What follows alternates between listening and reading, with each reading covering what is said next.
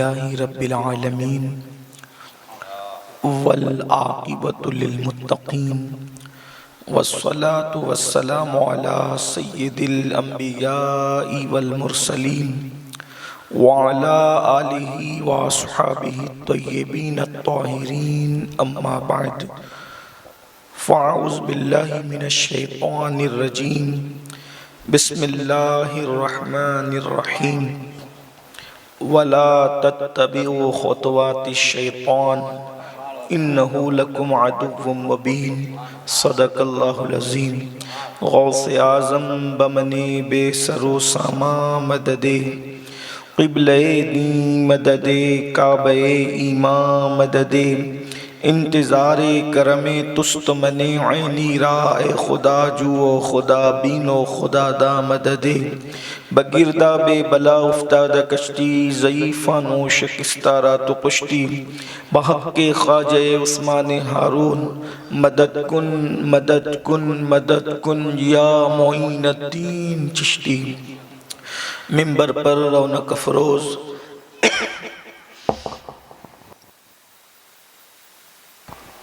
ذوی الاحترام ذوی الاحتشام عرش مقام سادات کرام علماء ذوی الاحترام برادر اکبر پیر سید یاسین باپو قادری حاضرین سامعین ناظرین السلام علیکم ورحمۃ اللہ وبرکاتہ۔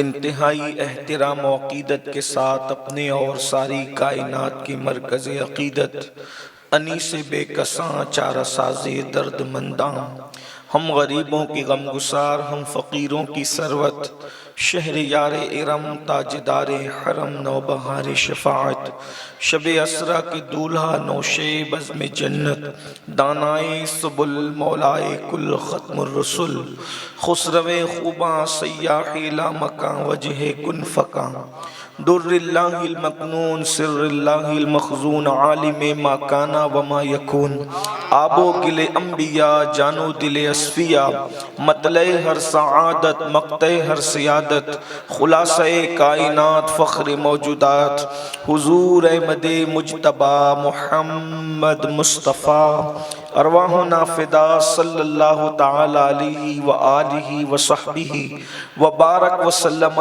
کی بارگاہ بے کس پناہ میں جس طریقے سے پڑھاؤں سب مل کر میرے ساتھ مل کر پڑھیں بلند آواز سے الصلاۃ والسلام علیک یا رسول اللہ، الصلاۃ والسلام علیک یا نبی اللہ، الصلاۃ والسلام علیک یا حبیب اللہ،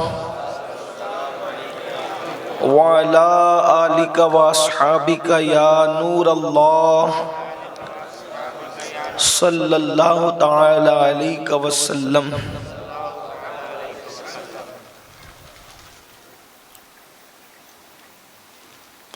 عرش کی عقل دنگ ہے چرخ میں آسمان ہے، عرش کی عقل دنگ ہے چرخ میں آسمان ہے، جانے مراد اب کدھر ہائے تیرا مکان ہے، عرش پہ تازہ چھیڑ چھاڑ فرش پہ طرفہ دھوم دھام، کان جدھر لگائیے تیری ہی داستان ہے، یا رسول اللہ کان جدھر لگائیے تیری ہی داستان ہے، وہ جو نہ تھے تو کچھ نہ تھا، وہ جو نہ ہو تو کچھ نہ ہو، جان ہے وہ جہان کی جان ہے تو جہان ہے، اور بزم ثنائے زلف میں میری عروس فکر کو، بزم ثنائے زلف میں میری عروس فکر کو، ساری بہار حشد خل چھوٹا سا عطردان ہے، پیش نظر وہ نو بہار سجدے کو دل ہے بے قرار، روکیے سر کو روکیے ہاں یہی امتحان ہے،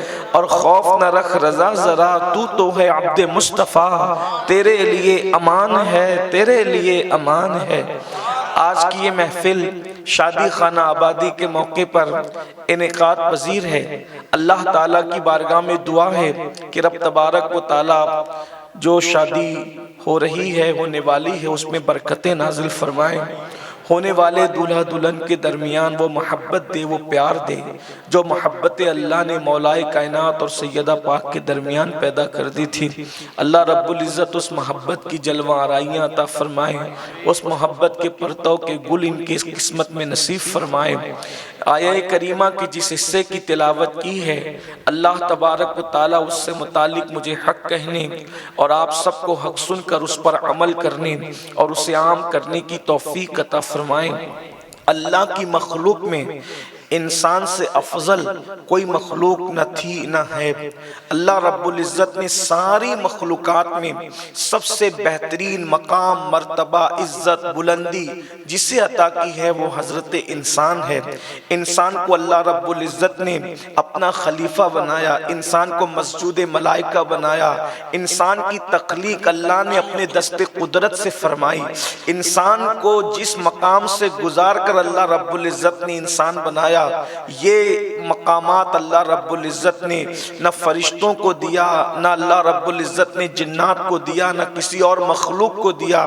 اللہ رب العزت کی اتنی مخلوق ہے کہ اس مخلوق کو گنتے گنتے تھک جائیں، لیکن انسان جو ہے وہ اللہ کی مخلوق کو شمار نہ کر سکے، اس لیے کہ انسان جو ہے وہ سائنس کی طرف بڑھا تو سائنس اس مقام پر پہنچی کہ اللہ اکبر، کروڑوں اربوں خربوں ایسی مخلوقات ہے جو انسان کی نگاہ میں نہیں آ سکتی۔ کوئی مشین ایجاد بھی کی جائے تو بھی اس مشین کے ذریعے سے اسے دیکھا نہیں جا سکتا۔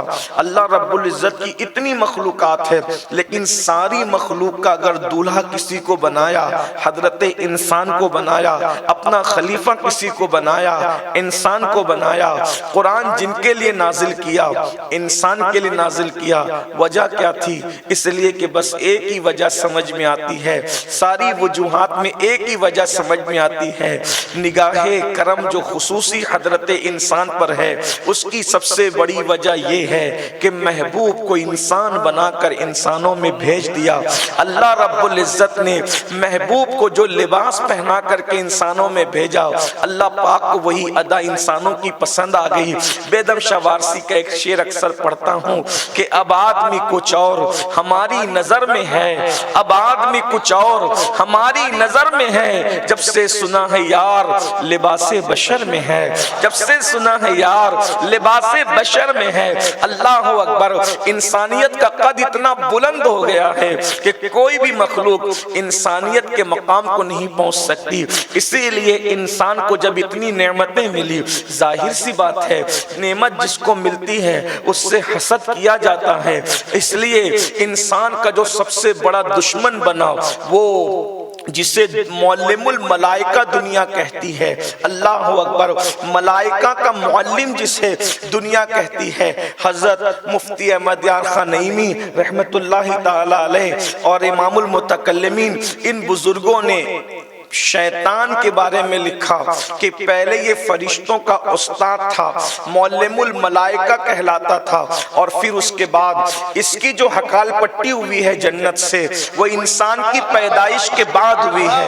اس کو جو جنت سے نکالا گیا ہے وہ انسان کی پیدائش کے بعد نکالا گیا، اس لیے یہ سمجھتا ہے کہ انسان کی وجہ سے مجھے جنت سے باہر کیا گیا۔ اب ذرا توجہ کریں، میں انسان کی وجہ سے مجھے جنت سے باہر کیا گیا، اب میں کسی بھی انسان کو جنت میں جانے نہیں دوں گا، کیونکہ میرے جنت سے باہر نکلنے کا سبب حضرت انسان ہے، اور باپ کا بدلہ میں بیٹوں سے لوں گا۔ اسی لیے شیطان نہ سوتا ہے، اللہ اکبر، اس کو نیند نہیں آتی، انتقام کی آگ اس کو جگائے رکھتی ہے، انتقام اور بدلے کی آگ اس کو بیدار رکھتی ہے، اس لیے وہ بہت ایکٹیو ہے، رات و دن محنت میں لگا رہتا ہے، اور انسان کے لیے بس اس کی ایک کوشش ہے، کوئی انسان جنت میں نہ جانے پائے، کوئی انسان جنت میں نہ جانے پائے۔ مطلب کیا؟ جنت تمہارے باپ کا گھر ہے اور تمہاری وجہ سے اس کو نکالا گیا تھا، اب وہ چاہتا ہے کہ تم اپنے بابا کے گھر نہ لوٹ سکو، تمہاری گھر واپسی نہ ہو سکے۔ اللہ اکبر، میرے آقا صلی اللہ علیہ وآلہ وسلم کے دیوانوں، اس لیے شیطان لگا ہے اور اس نے مختلف دکانیں کھول رکھی رکھی ہے, مختلف اپنے نائبین بنا رکھے ہیں, مختلف انداز سے جو ہے اس نے اپنے جو ہے وہ اللہ اکبر گرگے چھوڑ رکھے ہیں, اور سب محنت کر رہے ہیں کہ کسی طرح تم جنت میں نہ پہنچنے پاؤ. لیکن اے انسانوں کتنے نادان ہو, تم شیطان کی مہم کو کامیاب کرنے میں اس کے لیے آسانی پیدا کر رہے ہو. قرآن کہتا ہے وَلَا تَتَّبِعُوا خُطُوَاتِ الشَّيْطَانِ إِنَّهُ لَكُمْ عَدُوٌّ مُّبِينٌ. اللہ اکبر, شیطان کے راستے پہ نہ چلو, اس کے پیچھے نہ چلو, اس کی نقل نہ کرو, اس کے راستے پہ نہ چلو, اس لیے کہ شیطان انسان کا کھلا دشمن ہے, وہ بہت بڑا دشمن ہے.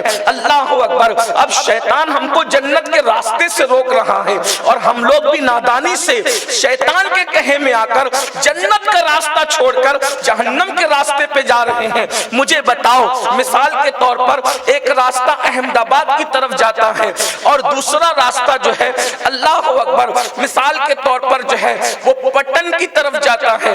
آپ مجھے بتائیں کہ راستہ احمد آباد کا چنا ہے تو کیا پوری زندگی آپ پٹن پہنچ سکتے ہیں؟ ہرگز نہیں پہنچ سکتے. آپ کتنے ہی بڑے ڈاکٹر ہو, انجینئر ہو, ٹیچر ہو, لائر ہو, اور پتہ نہیں ادیب ہو, خطیب ہو, عالم ہو, جاہل ہو, کچھ بھی ہو, راستہ آپ نے جو چنا ہے وہیں پر آپ پہنچیں گے. ہوشیاری نہ کرو, جہنم کا راستہ چن کر جنت کا خواب دیکھتے ہو. اللہ اکبر, راستے تو بتا رہے ہیں کہ ہم جنت کی راہ پہ نہیں چل رہے ہیں, جہنم کی راہ پہ چل رہے ہیں. ذرا اس سے تو اندازہ کرو, ہر معاملے میں عقل سے کام لیتے ہو, اس معاملے میں عقل سے کام کیوں نہیں لیتے؟ اس معاملے میں تدبر سے کام کیوں نہیں لیتے؟ اس کام میں تفکر سے کام کیوں نہیں لیتے؟ اللہ اکبر, مجھے بتاؤ اگر چھوٹے سے چھوٹے گاؤں میں جانا ہے تو راستہ اسی کا ڈھونڈتے ہو. اور آپ کو میں بتاؤں, راستے دو طرح کے ہوتے ہیں, راستے دو طرح کے ہوتے ہیں. ایک راستہ جو اس پہ چل چکا ہو, جو اس پہ چل چکا ہو, ایک اس کو ساتھ میں لے کر راستہ طے کیا جاتا ہے, اور ایک راستہ گوگل کے ذریعے سے تلاش کیا جاتا ہے.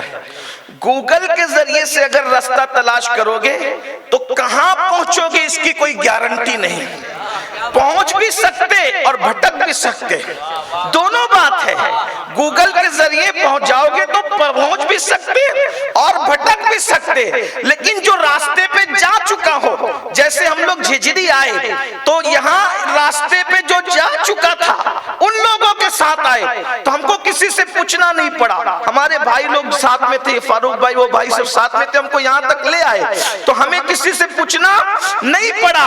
اور ہم لوگ بالکل بے فکر تھے کہ کہیں ادھر ادھر دائیں بائیں جانا نہیں ہے, سیدھا منزل پہ جانا ہے. کیوں؟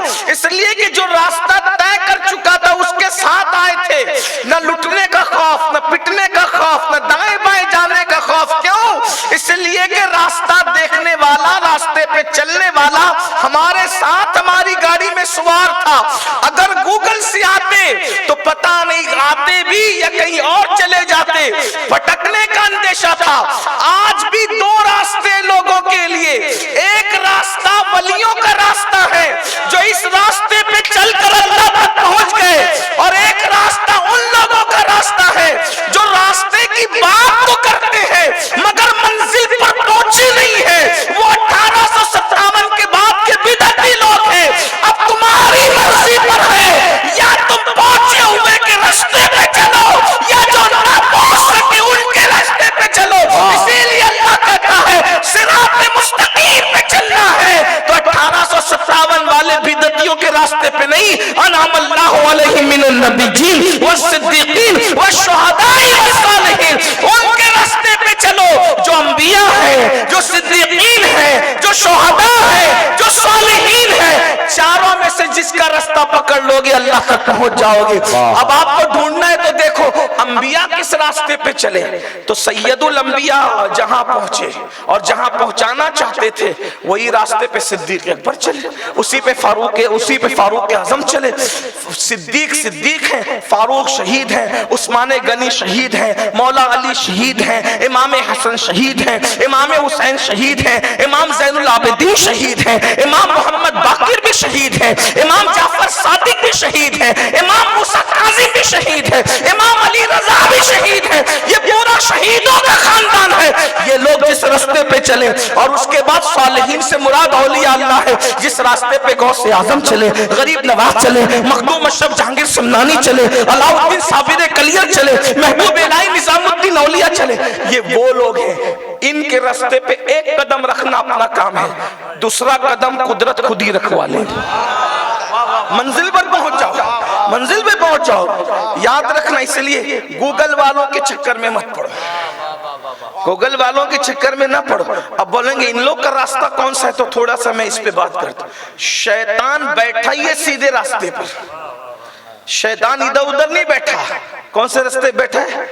وجہ بتاؤں آپ کو، برا مت ماننا۔ پگڈنڈیوں پہ ٹول ٹیکس نہیں ہوتے، ہمیشہ مین ہائی وے پہ ٹول ٹیکس ہوا کرتا ہے نا۔ آپ نے کبھی دیکھا چھوٹے سے کھیت کے پگڈنڈی پر ٹول ٹیکس دیکھا؟ تو میں ان کو ٹول ٹیکس والوں کو نہیں کہہ رہا ہوں، لیکن سمجھانا چاہتا، دنیا کی مثال دے کے سمجھانا، یہ اللہ کی بھی سنت ہے اور رسول اللہ کی بھی سنت ہے۔ جب قرآن میں اللہ نے مکڑی کے جالے کی مثال دی دنیا کی، تو مکے کے لوگ کہنے لگے یہ کیسا اللہ ہے جو مکڑی کے جالے کی مثال دیتا ہے، جو مچھر کی مثال دیتا ہے۔ پھر اللہ تعالیٰ نے الف لام میم بھی فرمایا، تو سر کھجانے لگے یہ کیا ہے۔ اسی لیے اللہ نے کہا اوقات میں رہو، جب اپنی شان کے مطابق گفتگو کرتا ہوں تو الف لام میم کہتا ہوں، اور جب تمہاری اوقات دیکھ کرتا ہوں تو پھر مکڑی کے جالے کی مثال دیتا ہوں، تاکہ تمہارے دماغ میں بات سمجھ لیں۔ جب اپنی شان کے مطابق، جب اپنی شان کے مطابق بات کرتا ہوں تو الف لام میم کہتا ہوں، تو جبریل بھی چہرہ تکتے ہیں اور محبوب مسکراتا ہے۔ تو جبریل کہتے ہیں حضور آپ کیا سمجھے، میں لانے والا نہ سمجھا، آپ کیا سمجھے؟ تو کہا جبریل میرے اور اللہ کے درمیان یہ رازوں میں سے راز ہے۔ تو جب اپنی شان کے مطابق بات کرتے ہیں تو جبریل بھی سمجھ نہیں پاتے، اور جب تمہاری حیثیت کے مطابق بات کرتے ہیں تو پھر کھیت کا کسان بھی سمجھتا نظر آتا۔ تو اس لیے دنیا کی مثال دے کر کے بات کرنا یہ سنت الہی بھی، سنت رسول بھی ہے۔ تو شیطان سیدھے راستے پہ بیٹھا ہوا ہے۔ تو اب اللہ کا راستہ یعنی نبیوں کا راستہ، صدیقین کا راستہ، شہداء کا راستہ، صالحین کا راستہ کون سا ہے وہ چیک کرنا ہے۔ تو ذرا دیکھو صدیق کیا کہتے ہیں، صدیق کیا کہتے ہیں، شہید کیا کہتے ہیں، ولی لوگ کیا کہتے ہیں۔ جو بولی ان کی بولی سے جس کی ملے گی وہ اسی کے راستے پہ ہوگا۔ نمبر ایک تو صدیق اکبر پتہ ہے کیا کہتے ہیں؟ پہلی جنگ ہوئی، پہلی جنگ ہوئی مسلک کی جنگ، مسلک کی جو پہلی جنگ ہوئی وہ جنگ لڑی گئی صدیق اکبر کے دور میں۔ کچھ لوگ کہتے ہیں مسلک کی بات نہ کیا کرو، میں کہتا ہوں مسلک کی بات تو صدیق نے کی، صحابہ نے کی۔ تو مسلک کی کون سی جنگ پہلی لڑی گئی؟ اب سنو توجہ سے، اور مسلک کی پہچان کیا ہے اور مقرر کس نے کیا ہے۔ پہلی جنگ مسلک کی اس طرح لڑی گئی کہ مسلمانوں سے کچھ لوگ ٹوٹ کر الگ ہو گئے۔ اب دو گروپ بن گئے حضور کے پردہ فرمانے کے بعد، ایک صحابہ کا گروپ اور دوسرا صحابہ سے ٹوٹ کر کے مسلمہ کذاب کے فرقے میں جانے والا گروپ، یعنی فرقہ حضور علیہ السلام کے پردہ فرمانے کے فوراً بعد پیدا ہوا، اور اس نے نبوت کا اعلان کیا۔ مسلمہ کذاب نے کہا کہ میں بھی نبی ہوں، تو صدیق اکبر نے فرمایا ہم ان سے لڑیں گے۔ کن سے لڑیں گے؟ جو لا الہ الا اللہ پڑھتے ان سے لڑیں گے۔ اللہ دیکھو یہ مسلک متعین ہوتا ہے۔ صدیق اکبر نے کہا ہم لڑیں گے ان سے۔ تو صحابہ نے پوچھا امیر المومنین داڑیاں، چونکہ وہ ہمارے ساتھ اٹھنے بیٹھنے رہنے والے لوگ تھے، ہمارے مذہب کے ساتھی ہونے کا دعویٰ کرنے والے لوگ تھے، ان کی داڑیاں ہم جیسی ہیں، ان کی پگڑیاں ہم جیسی ہیں، ان کی صورتیں ہم جیسی ہیں، ان کے لباس ہم جیسے ہیں، لا الہ الا اللہ ہم بھی کہتے ہیں، لا الہ الا اللہ وہ بھی کہہ رہے ہیں۔ تو اب نبی والا کون ہے اور نبی کا غدار کون ہے؟ کلمہ تو دونوں پڑھ رہے ہیں، پہچان کیسے ہوگی؟ تو صدیق اکبر نے کیا کہا؟ بس مسلمہ کذاب کے لشکر کے سامنے ڈٹنا، جب تم کو شک ہو یہ اپنا ہے، یہ اپنا ہے، یہ نبی کا غدار ہے، تو اس کے سامنے کیا کہنا؟ یا محمدہ۔ جب وہ یا محمدہ کے جواب میں کہے یا محمدہ تو تم سمجھنا یہ اپنا ہے، اور یا محمدہ کہنے سے انکار کرے تو کا غدار ہے. تو اب یا محمدہ عربی میں کہا گیا تو یا محمدہ کا مطلب کیا ہوا؟ یا حرف ندا، محمد منادا، اور اس کے اوپر جب منادا پر اللہ اکبر یعنی کہ مد آ جائے تو پھر اس کے بعد وہ مدد کا فائدہ دیتا ہے. تو اب اس کا کیا مطلب ہوا عربی کے قاعدے کے مطابق کہ یا رسول اللہ ہماری مدد کیجئے. تو جو نبی کو مددگار ہے سمجھ جاؤ وہ وفادار ہے جو انکار کرے گا. نعرے تکبیر، نعرے رسالت، نعرے رسالت. یا اب پتہ صدیق اکبر مسلک کا نعرہ کیا لگا رہے؟ مدد کیجئے یا رسول اللہ. اب دیکھ لو سب میں یہ نعرہ کون لگاتا ہے؟ لوگ یا پولیس المدد تو کہتے ہیں لیکن یا رسول اللہ مدد کہنے میں ان کو شرک لگتا ہے. یا علی مدد کہنے میں ان کو شرک لگتا ہے. یا حسن یا حسین کہنے میں انہیں شرک لگتا ہے. میں کسی کو کوئی گالی دینے نہیں آیا لیکن سمجھانے آیا ہوں کہ صراط مستقیم کیا ہے. لڑائی جھگڑے کی بات تو ہم نے کرنا نہیں صوفیوں کے ماننے والے. چلے بات آ گئی تو ایک بات اور کہہ دیں. اللہ فرماتا ہے صالحین کے رستے پہ چلو، شہیدوں کے رستے پہ چلو. پتہ ہے شہید اور صالحین کا رستہ کیا ہے؟ کربلا میں جب سب شہید ہو گئے تو اس وقت کٹی پٹی لاشوں کو دیکھا تو امام زین العابدین نے کیا کیا؟ سینے پہ ہاتھ نہیں مارے، بال نہیں نوچے، ماتم نہیں کیے. کیا کیا؟ حضور پہ سلام پڑھا. کیا ان التیا ریح الصبا یومن الہ ارض الحرم بلغ سلامی روضتن فیہا النبی المحترم. یعنی ایک نشانی اہل ایمان کی، اہل حق کی یہ بھی ہے کہ وہ خوشی میں ہوتے ہیں تو بھی نبی پہ سلام پڑھتے ہیں، غمی میں ہوتے ہیں تو بھی نبی پہ سلام پڑھتے ہیں. دیکھ لو آج کل سلام پڑھنے والی قوم کون سی. لوگوں کا حال یہ ہے لوگ اسکول کے ٹیچر کے لیے کھڑے ہوتے ہیں اور اس کو سلام کرتے ہیں، وہ شرک نظر نہیں آتا. تو اسکول کے ٹیچر کے نام پہ کھڑا ہوتا ہے اور سلام پڑھتا ہے. ہم معلم کائنات کے نام پہ کھڑے ہوتے ہیں اور ان پہ سلام پڑھتے ہیں. غور تو فرمائے، ان پر سلام جن کو حجر تک کرے سلام، ان پر سلام جن کو حجر تک کرے سلام، ان پر درود جن کو تحیت شجر کی ہے. اور ابھی باپو نے کہا نا، باپو کہہ رہے تھے گجراتی میں جو میں ہلکا سا سمجھا وہ یہ کہ جب کوئی مدینے شریف جاتا ہے اور حضور کو سلام پڑھتا ہے تو حضور جواب بھی دیتے ہیں اور اس کو دیکھتے بھی ہیں. لیکن شیخ محقق نے ایک بات اور بیان فرمائی کہ انسان کہیں سے بھی سلام پڑھے، انسان کہیں سے بھی سلام پڑھے. مدینہ منورہ کی بات جو باپو نے بتائی بالکل سچ، لیکن اس سے بڑی بات شیخ صاحب فرماتے ہیں، شیخ محقق شیخ عبداللہ محدث دہلوی، آدمی کہیں سے بھی سلام پڑھے اس کا چہرہ حضور کے سامنے کر دیا جاتا ہے. ہائے ہائے ہائے، اس کا چہرہ حضور کے سامنے کر دیا جاتا ہے. اور اس کے چہرے پہ داڑھی ہوتی ہے تو حضور مسکرا کے جواب دیتے ہیں، اور حضور اگر اس سے ناراض ہوتے تو چہرہ پھیر لیتے ہیں. اس لیے ہمیں بھی چاہیے کہ ہم کو اس کا خیال کرنا چاہیے کہ حضور ہم سے راضی ہیں یا نہیں ہیں. آپ دیکھ لیں سلام کرنے والی کون سی ہیں. لوگ تو ہم سے لڑتے ہیں کیوں سلام کرتے ہیں، کیوں سلام. ہم کہتے ہیں جب اللہ سلام کرتا ہے ان کو تو ہم کیوں نہ کریں. اللہ فرشتے جنہیں سلام کرتے ہیں ان کو کیوں نہ کریں. میرے عزیز پتھر انہیں سلام کرتے ہیں تو ہم کیوں نہ کریں.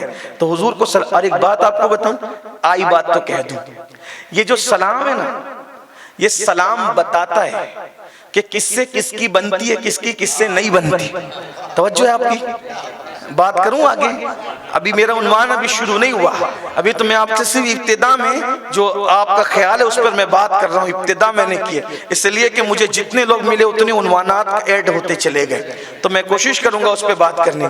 سلام کا مطلب کیا چیک کرنا ہوں. یہ مثال، یہ محسن باپو ہے، اگر یہ مجھ سے ملے میں نے کہا السلام علیکم اور ملا تو پبلک کو کچھ بولنے بتانے کی ضرورت نہیں کہ ان کے میرے تعلقات کیسے. سلام کیا انہوں نے مجھے، میں نے کیا، ملے مطلب دونوں باپوں میں بنتی ہے. ٹھیک ہے. مولانا سے کو سلام کیا آ کر کے، کہا مولانا سے بھی بنتی ہے. کوئی ایک صاحب آ گئے اور انہوں نے سلام ہی نہیں کیا اور منہ ان کا جو ہے وہ بالکل پھگا ہوا تھا اور کسی اور کی طرف جو ہے وہ نظر آ رہا تھا. جب منہ پھول جاتا ہے تو ہندوستان کا کوئی اور یاد آتا ہے پھولے ہوئے منہ کے اندر. اس لیے لوگوں کو منہ نہیں پھلانا چاہیے اور یہ ایمان والوں کی نشانی نہیں ہے. مگر بہرحال سامنا ہوا اور منہ پھلایا, سلام نہیں کیا. کچھ بتانے کی ضرورت پڑے گی؟ آپ کیا کہیں گے؟ سلام کلام بند, مطلب ان کے تعلقات اچھے. ایسا ہی ہے. میں کوئی غلط بولوں تو آپ اٹھ کر کے بول سکتے ہیں. ایسی بات ہے. جس کا سلام کلام شروع جاری اس سے اس کی اچھی بنتی ہے, اور جس کا سلام کلام بند مطلب اچھی کچھ لوگوں کی نہیں بنتی ہے, پھر بھی پبلک کے دکھاوے کے لیے منہ اتار کے سلام کہہ دیتے ہیں. تو بھی اس میں پتا چلتا ہے کہ یہ اچھے اچھے دل سے نہیں کہہ رہا ہے, یہ مرے مرے دل سے کہہ رہے ہیں. تو بھی اس کے دل میں کوئی اچھی بات سمجھ میں آئی میری؟ گجراتی تو میں نہیں بول سکتا لیکن سمجھ میں آئی میری بات. باپو کی بات پر آپ نے بہت زور سے ہاں کہا تھا. میری بات اگر سمجھ میں آتی ہے تو بولے. سمجھ میں آتی ہے؟ میری مجبوری ہے, میں مہاراشٹر کا ہوں تو, لیکن مجھے گجراتی نہیں آتی اس لیے میں نہیں بول سکتا. لیکن یاد رکھنا کوئی کہیں کا بھی ہو, عاشق کا دل تو ایک ہی ہوتا ہے. عاشق کا دل تو ایک ہی ہوتا ہے, اور عشق کی بات سب کو سمجھ میں آتی ہے. بات سمجھ میں آتی ہے؟ بات میں صحیح کہہ رہا ہوں. سلام کلام بند مطلب تعلقات اچھے نہیں, اور سلام کلام ہو رہا ہے مطلب تعلقات بہت اچھے ہیں. اب رسول اللہ سے کس کس کا تعلق ہے اگر یہ چیک کرنا ہو تو ہر فرقے کو دیکھ لو, سب کے یہاں سلام بند ہے. اگر چالو ہے تو صرف اہل سنت و جماعت کا چالو ہے. ہم لوگ محفل میں آتے ہیں اس وقت تک گھر نہیں جاتے جب تک سلام نہ پڑھنے. دیکھو ہمارا پروگرام کتنا بھی شارٹ ہوگا, یہ چھوڑ دیں گے, وہ کٹ کر دیں گے, وہ کٹ کر دیں گے, لیکن سلام کبھی کٹ نہیں کرتے. کیوں؟ اس لیے کہ سلام نشانی ہے تعلقات اچھے ہونے کی. الحمدللہ دیکھ لو پوری دنیا میں اہل سنت جہاں جمع ہوتے ہیں پہلے اپنے نبی کو سلام کرتے, آتے ہیں تو بھی نبی کو سلام کر کے جاتے ہیں, تو بھی نبی کو سلام کر کے جاتے ہیں. اور جب پہلے تو پڑھتے تھے یا نبی سلام علیک, یا رسول سلام علیک. جب لوگوں کو تکلیف ہوئی نا یہ سلام کیوں پڑھتے ہیں, تو ہمارے امام اعلیٰ حضرت امام احمد رضا نے کہا کہ تو ایک سلام بند کراتا ہے رکھ, اب اس کا ریئیکشن یہ ہوگا کہ ہم لاکھوں شروع کر دیں گے. ایک سلام سے تجھے تکلیف ہے, ہم لاکھوں لاکھ کرتے ہیں. مصطفیٰ جان رحمت پہ لاکھوں سلام, شمع بزم ہدایت پہ لاکھوں سلام, شہر یار ارم تاجدار حرم نوبہار شفاعت پہ لاکھوں سلام. اب لوگ اس پہ بھی کہتے ہیں یہ کتنے جھوٹے ہیں, مسجد میں کہتے ہیں لاکھوں, ایک بار سلام پڑھتے ہیں بولتے لاکھوں سلام. ہم کہتے ہیں کیا تم مسجد میں بیٹھ کے نہیں کہتے ہو اللہ کا لاکھ لاکھ شکر ہے؟ تو جب اللہ کا لاکھ لاکھ شکر ایک جملے میں تیرا ادا ہو جاتا ہے تو میرے بھی ایک جملے کے اندر لاکھوں لاکھ سلام نبی کی بارگاہ میں پیش ہو جاتا ہے. اور بات کیا ہے؟ ورنہ لوگ کیا کہتے ہیں لاکھ لاکھ اللہ کا شکر ہے. تو لاکھ لاکھ اللہ کا شکر جب ادا کیا جا سکتا ہے تو لاکھ لاکھ نبی پہ سلام بھی پڑھا جا سکتا ہے. تو پتا چلا جس کا سلام جاری ہے اس سے نبی کے تعلقات اچھے. اور 73 فرقوں میں 72 نے بن کر رکھا ہے سلام, ایک ہی کا شروع ہے, ایک ہی کا. پتا چلا ہمارے تعلقات اچھے, اور انشاءاللہ کیوں نہ اچھے رہیں. یہاں پر عادت ڈالنے درود و سلام کی, انشاءاللہ قبر میں آئیں گے تو بھی وہاں سلام کے لیے کھڑے ہوئے.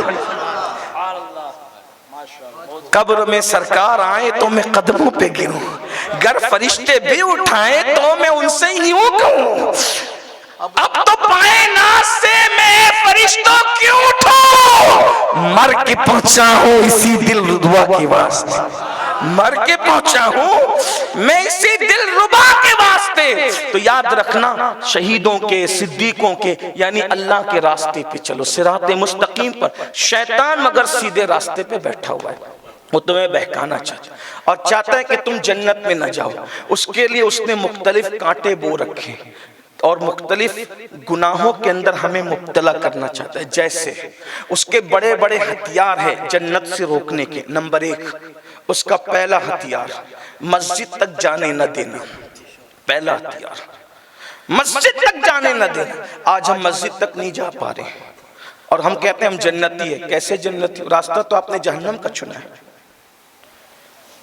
جس کے لیے مسجد کا راستہ مشکل ہے اس کے لیے جنت کا راستہ بھی مشکل ہے.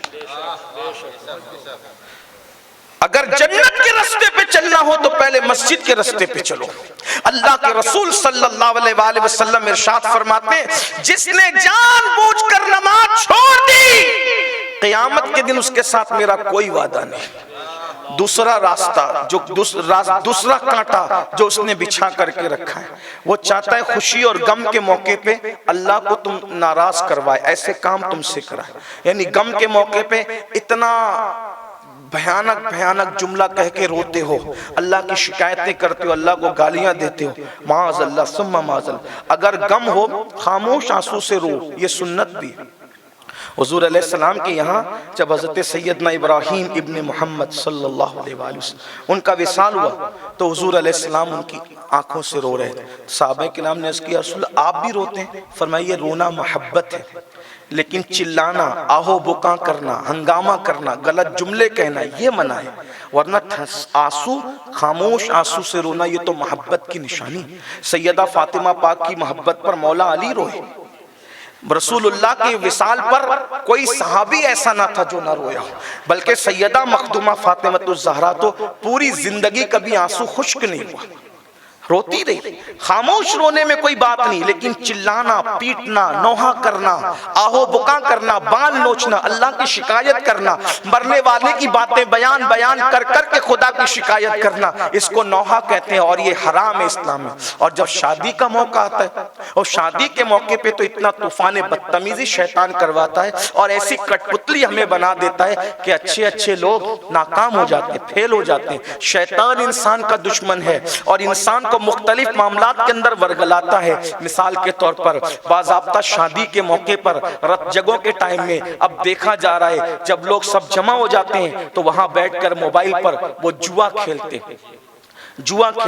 ہنسنے کی بات نہیں ہے، لیکن ایک بات اب میں آپ سے پوچھتا ہوں کہ شادی کے موقع پر جو بڑے بوڑھے ہیں، ہم لوگ تو چھوٹی عمر کے لوگ ہیں، ہم آپ کے یہاں کا نہیں مجھے پتا، ہمارے یہاں خاندان میں جب کسی کی یہاں شادی ہوتی تھی تو اتنی احتیاط کرتے تھے بڑے بوڑھے لوگ کہ کتے کو بھی منڈپ میں آنے نہیں دیتے۔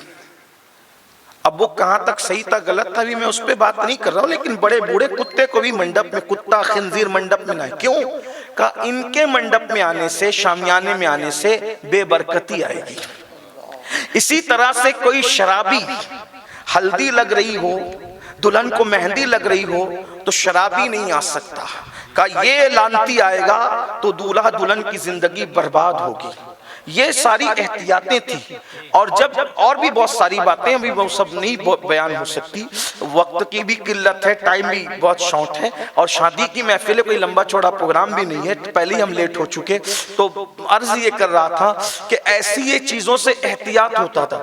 تو وجہ کیا ہوتی تھی؟ وہ اس وقت تو لوگ درود شریف پڑھتے تھے، نعتیں پڑھتے تھے، یا اگر کوئی گیت بھی گانا ہوتا تو وہ گیت بھی ایسا ہوتا اس میں اللہ رسول کا ذکر ہوتا، اس میں اللہ رسول کی رحمتوں کا ذکر ہوتا، درود شریف ہوتا، اس میں امام حسین کا ذکر ہوتا۔ حالانکہ وہ کہیں لکھے ہوئے نہیں ملتے، لیکن عورتیں اس میں سے کہ صحرا مدینہ منورہ سے آیا اور رسول اللہ پہ جبریل نے درود لایا، اس طریقے کے وہ بچپنے کے معاملات آپ کو یاد ہوں گے، مگر اس میں کوئی فحش بات نہیں ہوتی تھی، اور عورتیں جو ہے بس اپنے انداز میں پڑھتی تھی، کوئی سننے والا مرد نہیں ہوتا تھا، مردوں کو اس میں انٹری نہیں ہوتی تھی، وہ خواتین اپنے انداز سے کرتی تھی۔ تو کیا ہوتا تھا؟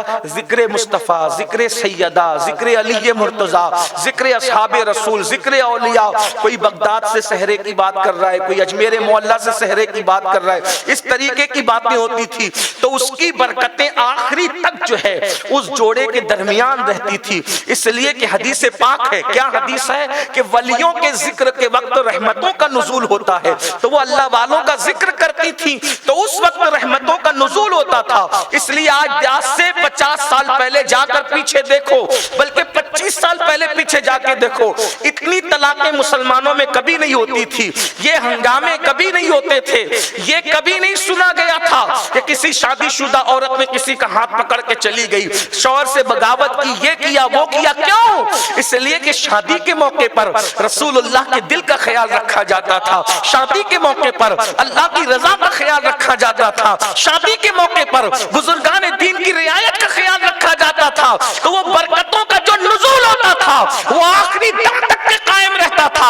اور اب شادیوں کا حال یہ ہو گیا، ہلدی کے موقع پر، رت جگہ کے موقع پر جوئے سے شروعات ہو رہی ہے، موبائل پر بیٹھ کر जुआ खेल रहे हैं। तो जहां जुआ खेला जा रहा है, जुए का मतलब क्या है? जिसने जुआ खेला उसने अपने हाथ को खिंजीर के खून में रंग लिया, उसने अपने हाथ को सूअर के खून में रंग लिया। अब बताओ, शामियाने में बैठ करके जुआ खेलने वालों, ये तो दूल्हे के बाप को सोचना चाहिए, ये तो दुल्हन के बाप को सोचना चाहिए, ये तो दूल्हा दुल्हन के घर वालों को सोचना चाहिए कि मेरे शामियाने में ये हराम काम, लानती काम किया जा रहा है, तो मेरे बच्चे बच्चियों का क्या बनेगा? बताएं। फिर उसके बाद अब तो शादियों के अंदर अल्लाह अकबर शराब तकसीम होती है, बाज़ाब्ता तौर पे शराबें भी पिलाई जाती है। हमारे बचपने में दोस्त दूल्हे के एक दूसरे को सिगरेट भी बांटते थे अगर, तो इतना छुप छुपा करके देते थे कि घर के बड़ों को खबर ना होने पाए। और आज बाज़ाब्ता मंडप में शराब पी जाती है, वो शराब जिसके बारे में अल्लाह के रसूल सल्लल्लाहु अलैहि वसल्लम इरशाद फरमाते हैं कि नशा और शराब पीने वाला, नशा करने वाला, शराब पीने वाला वो है जिससे मैं मोहम्मद बेजार हूं, वो मुझसे बेजार, मैं उससे बेजार। आका फरमाते हैं क़यामत के दिन वो लानती उठेगा तो सूअर की शक्ल लेकर उठेगा, खिंजीर की शक्ल लेकर उठेगा, बंदर की शक्ल लेकर उठेगा। मुझे बताओ, आज कहते हो मौलाना तलाक़ें बहुत हो रही है, शादी सुधार लो, आगे की जिंदगी खुद ही सुधर जाए। जिसकी शुरुआत टेढ़ी होगी, इमारत की इब्तिदा टेढ़ी होगी, तो दीवार पूरी के पूरी टेढ़ी होगी। शादी का मतलब जिंदगी का नया मोड़। उसके मौके पे दुरूद पढ़ा जाना चाहिए, खत्म कादिया शरीफ होना चाहिए, नात शरीफ की महफिल होनी चाहिए। तो क्या जुआ खेल रहे हैं, शराब पी रहे हैं, नाच हो रहा है, डीजे बज रहा है, गाने बज रहे हैं। अब लोग तो गानों को बुरा ही नहीं समझते, लोग गानों को बुरा नहीं समझते, जबकि हदीस पाक में आता है कि गाने सुनने से दिल में निफाक ऐसे पैदा होता है जैसे बारिश के बरसने से सब्जा पैदा होता है। बारिश बरसती है तो हरा सब्जा कैसे पैदा होता है, वैसे गाने सुनने से निफाक, निफाक किसको कहते हैं? यानी दिल में कुफ्र की मोहब्बत पैदा होती है। जबान पे ईमान और दिल में कुफ्र, ये निफाक गाने की वजह से पैदा, गाना सुनने की वजह से हम देख रहे हैं। अब दीनदार तबके में भी बहुत सारे लोग गाना सुनने को बुरा नहीं समझते, हालांकि हदीस पाक है कि जो गाना सुनेगा उसके कान में जहन्नम की आग का शीशा पिघला कर डाला जाएगा। अल्लाह के रसूल सल्लल्लाहु अलैहि वसल्लम ने इरशाद फरमाया, मौसीकी यानी म्यूजिक इंसान के दिल में निफाक पैदा करती। आका अलैहिस्सलाम फरमाते हैं रातों रात मेरी उम्मत के घर ढा दिए जाएंगे। तवज्जो, जमाने ने हदीस के बहुत सारे तर्जुमे समझा दिए। पहले हम ये सुनते थे, जब हदीस में पढ़ते थे तो ये सुनते थे कि घर ढा दिए जाएंगे, तो बोले कि बरसात में ढा जाएंगे। फिर सोचते थे कि ढा दिए जाएंगे, जलजलों में ढा दिए जाएंगे। लेकिन आज के हालात तो किसी और ढा दिए जाने का तर्जुमा भी सिखा रहे हैं। दूसरों पर अपने गुनाहों का बोझ रखने वालों, हदीस पाक में 1450 साल पहले तुम्हारे घरों को ढाने की वजह बयान कर दी गई, तुम्हारे घरों को तोड़ने तुड़वाने का सबब बयान कर दिया गया। फरमाया रातों रात मेरी उम्मत के घर उजाड़े जाएंगे, उनको जमीन बोस किया जाएगा, ईंट से ईंट बजाई जाएगी। सहाबा ने किया, फरमाया क्यों? इरशाद फरमाया नशे और म्यूजिक जो लोग सुनते होंगे रातों रात उनके घर ढा दिए जाएंगे। अभी तो 2-4 रियासतों में ये हालात हैं, नहीं सुधरोगे तो फिर देखना क्या होगा। खुदा खुदा है, गैरत महबूब की बात वो कभी जाये नहीं होने दे, क्योंकि महबूब अपनी मर्जी से कभी कहते ही नहीं। महबूब क्या कहते? वमा यंतिकु अनिल हवा इन हुवा इल्ला वह्युन यूहा। मेरा हबीब अपनी जबान से, अपनी मर्जी से कुछ नहीं कहता, जबान उनकी होती है, कलाम खुदावंद कुद्दूस का होता है।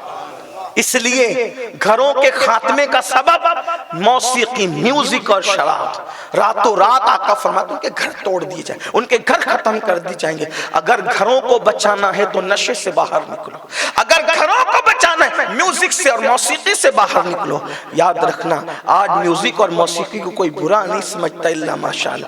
میں جانتا ہوں میں ظاہر سی بات ہے ہم کسی کو ذلیل کرنے نہیں بیٹھے، لیکن میوزک اور موسیقی سے کوئی نفرت نہیں. آپ جانتے ہیں حضور علیہ السلام نے کتنی نفرت کی. ایک شخص صرف بانسری بجا رہا، چرواہا بانسری بجا رہا. دیکھو میں جائز ناجائز کی کوئی بحث چھڑنے نہیں آیا، میرا کام صرف آپ کی خدمت کرنا ہے. یہاں جو بھی میں موسیقی کے خلاف اور میوزک کے خلاف بول رہا ہوں، اس سے مراد وہ موسیقی اور میوزک ہے جو گانے میں بجائی جاتی ہے.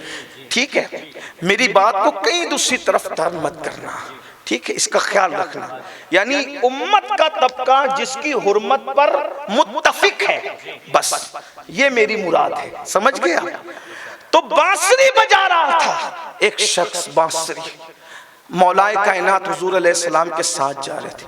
اللہ کے رسول علیہ السلام نے بانسری کی آواز بھی پسند نہ فرمائی اور اپنے کان میں انگلی ڈالی، اور پھر حضور علیہ السلام تیزی سے چلے اور پھر مولا کائنات سے پوچھا علی وہ آواز بند ہو گئی؟ یا رسول اللہ ابھی بھی آ رہی ہے.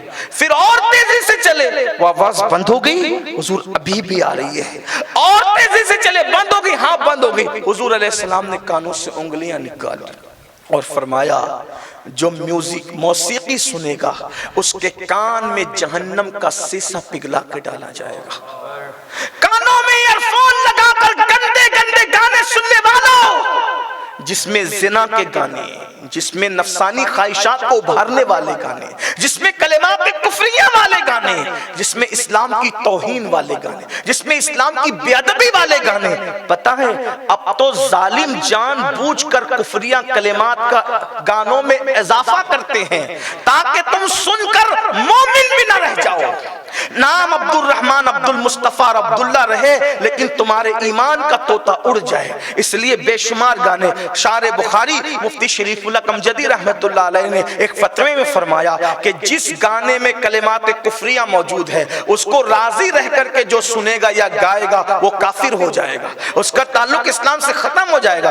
بیوی رکھتا ہے تو اس کی بیوی بھی نکاح سے باہر ہو جائے گی، اور اگر مرید ہے تو اس کی بیعت بھی ختم ہو جائے گی. مسلمانوں بتاؤ کتنی تباہی مول لوگے. ان الشیطان للانسان عدو مبین، شیطان انسان کا کھلا دشمن ہے. ولا تتبعوا خطوات الشیطان انہ لکم عدو مبین، شیطان کے پیچھے مت جاؤ وہ تمہارا کھلا دشمن ہے. جانتے ہو یہ میوزک، یہ گانا کتنا خطرناک. بات آئی تو میں تو آیا تو باپو نے بھائی جان نے یہی بتایا میرے بڑے بھائی صاحب کے شادی کی تقریب ہے، تجھے جو بولنا ہے بول دے، یہ چند باتیں بول دے.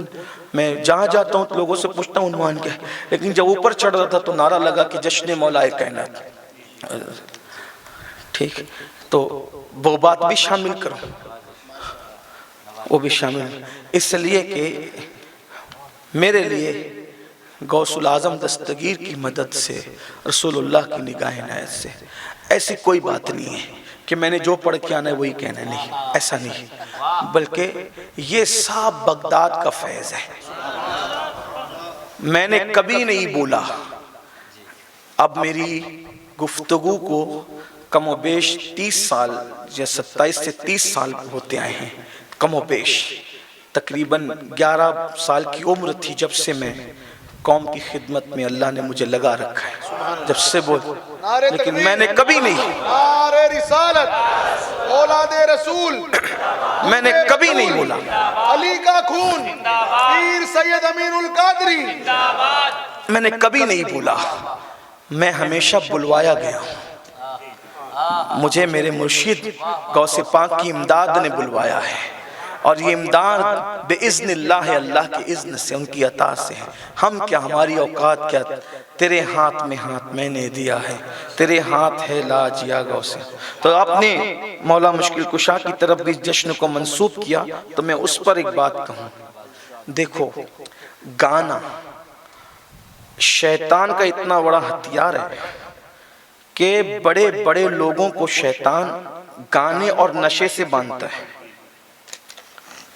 مولا مشکل کشا، شیر خدا، فاتح خیبر، اخی رسول، زوج بطول، ابو الحسنین، قائد غر المحجلین، چمکتے چہرے والوں کا سردار، سید العرب۔ عرب ہونا ہی بڑی بات ہے، لیکن میرا علی صرف علی عرب نہیں، سید العرب۔ اور ان کو سید العرب کہا کس نے؟ ام المومنین سیدہ طیبہ طاہرہ صدیقہ بنت صدیق اما عائشہ صدیقہ کہتی ہے رسول اللہ نے فرمایا علی تو سید العرب ہے۔ اس پر مجمع سے نہیں کہوں گا کہ بولو سبحان اللہ، میں نہیں کہوں گا، لیکن میں جانتا ہوں کہ عشق والے چپ نہیں رہیں گے۔ ارے ذکر علی آتا ہے تو پرندے بھی بول پڑتے ہیں، ذکر علی آتا ہے تو پتھر بھی بول پڑتے ہیں۔ ہاں یہ ضرور ہے ذکر علی سے موم کے اترتے ہیں جن کے شجرے نیچے اترے ہوئے۔